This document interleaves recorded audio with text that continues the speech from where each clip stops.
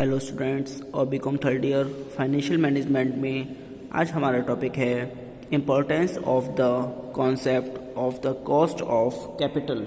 पूंजी की लागत अवधारणा का महत्व। इसमें सुनिए, पूंजी की लागत की अवधारणा का महत्व निम्न शीर्षकों में देखा जा सकता है। नंबर 1, पूंजी बजटन निर्णयों में सहायक।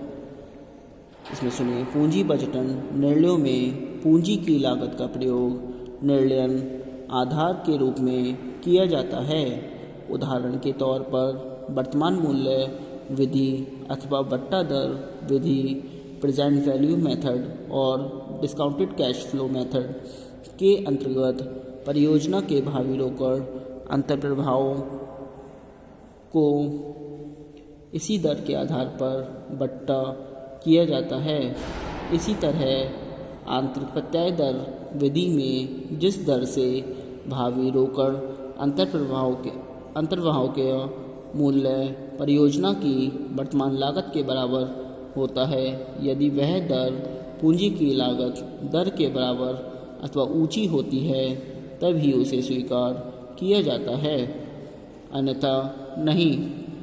इस अर्थ में यह कला कहा जा सकता है कि पूंजी की लागत वह न्यूनतम दर है जो एक विनियोग पर अवश्य अर्जित की जानी चाहिए। नंबर 2, पूंजी संरचना के निर्धारण में सहायक। पूंजी की लागत पूंजी संरचना से प्रभावित होती है।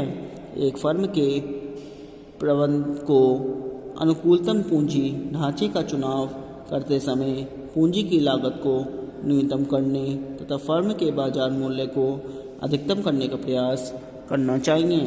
नंबर 3, वित्तीय स्रोतों के तुलनात्मक मूल्यांकन में सहायक।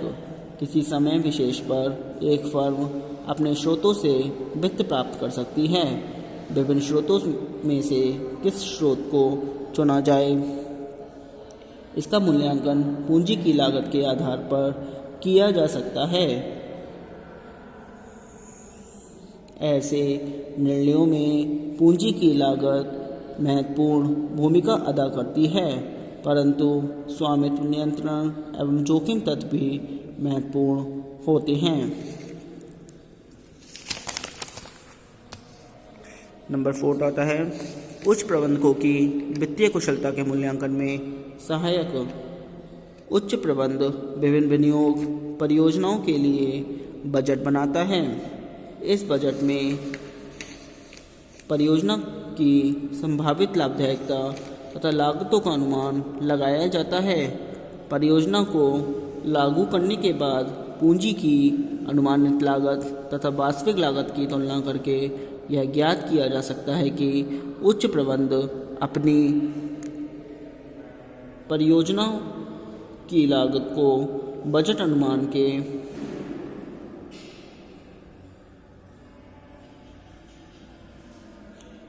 अनुसार रखने में कहाँ तक सफल हुआ है। नंबर 5 है अन्य क्षेत्रों में उपयोग। पूंजी की लागत की धारणा का उपयोग अन्य अनेक वित्तीय निर्णयों में किया जा सकता है। उदाहरण के लिए लाभांश नीति, कार्यशील पूंजी के संबंध में नीति आदि के निर्धारण में पूंजी की लागत महत्वपूर्ण होती है। यदि हम और स्पष्ट शब्दों में कहना चाहें तो पूंजी लागत से तात्पर्य संस्था द्वारा पूंजी के प्रयोग के बदले में दिया गया प्रतिफल होता है, जिसे प्राप्त और उपयोग की गई पूंजी पर प्रतिशत के रूप में व्यक्त करते हैं। सूत्र के रूप में यदि रखा है सूत्र CB ब्रैकेट में before tax equal to IP upon NP into 100।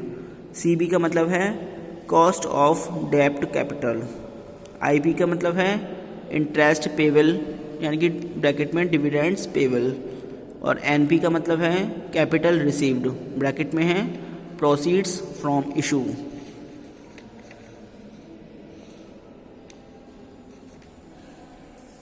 अब सुनिए आगे।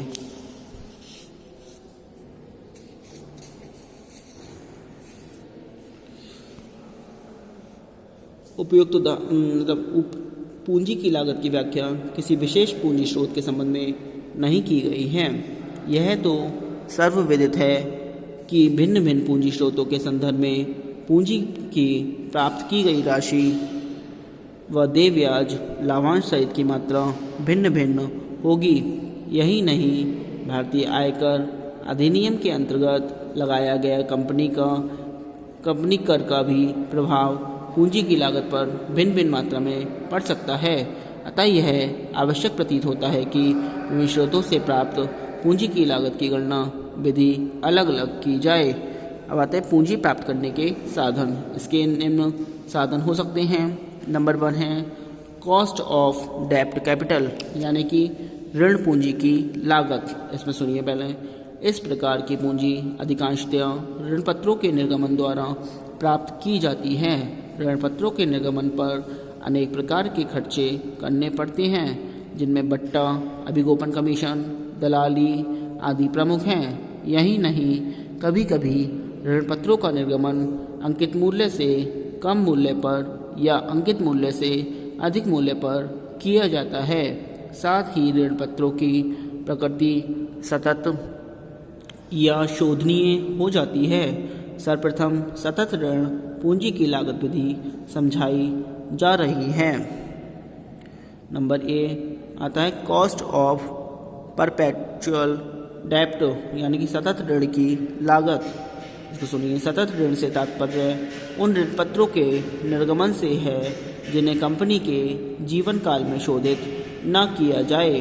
साथ ही कुल पूंजी संरचना में ऋण पूंजी की एक निश्चित राशि हमेशा बनाए रखना भी सतत ऋण की श्रेणी में आता है। लागत ज्ञात करने का सूत्र होगा CB ब्रैकेट में before tax equal to IP upon NP into 100। यहाँ पर IP बराबर इंटरेस्ट पेबल बराबर कॉन्ट्रैक्चुअल रेट, फिर NP इक्वल कैपिटल रिसीव्ड का मूल्य निम्न रूप में ज्ञात किया जाएगा। नंबर 1 है ऋण पत्रों का सममूल्य पर निर्गमन हुआ हो। जब ऋण पत्रों का सममूल्य पर निर्गमन हुआ हो तो NP इक्वल पर value minus flotation charges. Number 2 है ऋण पत्रों का बट्टे पर निर्गमन हुआ हो, यानी कि NP इक्वल पर value minus discount minus flotation charges. फिर थर्ड है आपका ऋण पत्रों का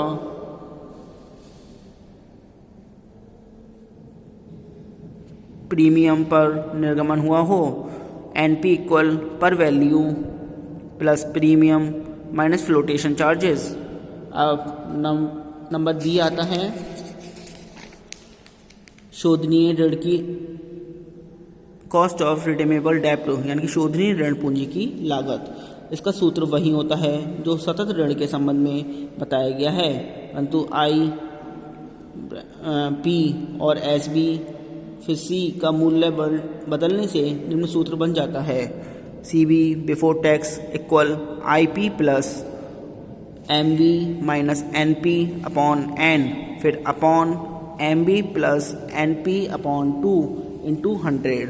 इसमें IP बराबर इंटरेस्ट पेबल, MB बराबर मैच्योरिटी वैल्यू, NP बराबर नेट प्रोसीड्स और N बराबर maturity period number of years.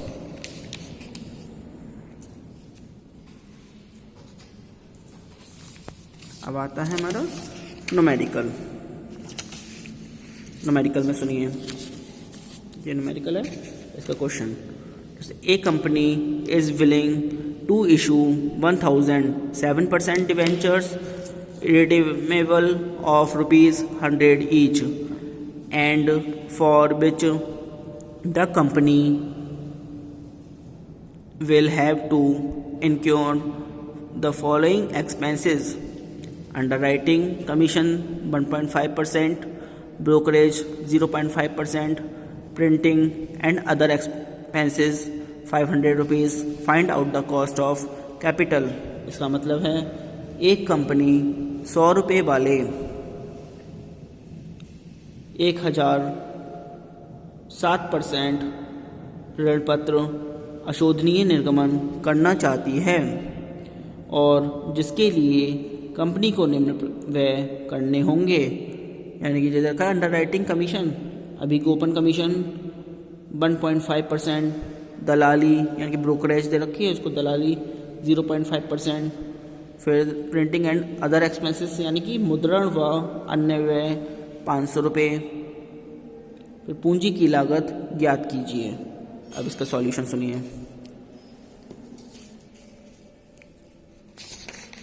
सबसे पहले हम निकालेंगे इसमें interest payable.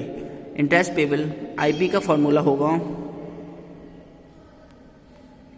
Face value into ROI upon 100।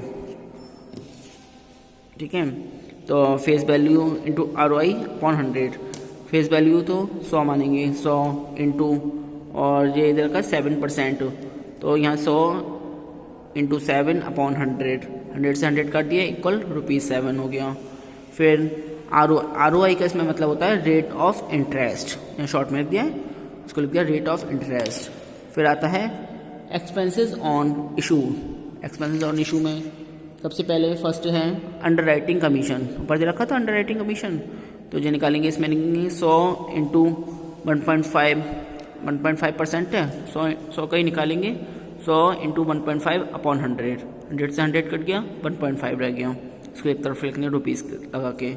Second brokerage, brokerage में है यानी कि दलाली 100 इंटू 0.5 अपॉन 100 बराबर 0.50। फिर third printing and other expenses equal 500 upon 1000, इसको डिवाइड करेंगे तो 0.50। अब इन तीनों का टोटल कर लेंगे, 5 और 5 10 और 5 15 का 5, 1 और 1 2, 2.50। अब आता है नेट प्रोसीड्स NP बराबर face value minus expenses on issue. 100 face value है माइनस एक्सपेंसेस ऑन इशू जो आपके निकल के आए ऊपर 2.50, वो माइनस करेंगे तो ₹97.50। फिर कॉस्ट ऑफ डेप्ट कैपिटल बिफोर टैक्स और CV बिफोर टैक्स इक्वल होगा IP अपॉन NP इंटू 100। ये है IP 7 अपॉन NP है आपका 97.50 इंटू 100, 7% वेंचर थे तो इसका आ गया 7.18% आंसर। आज के लिए इतना ही। Thank you very much.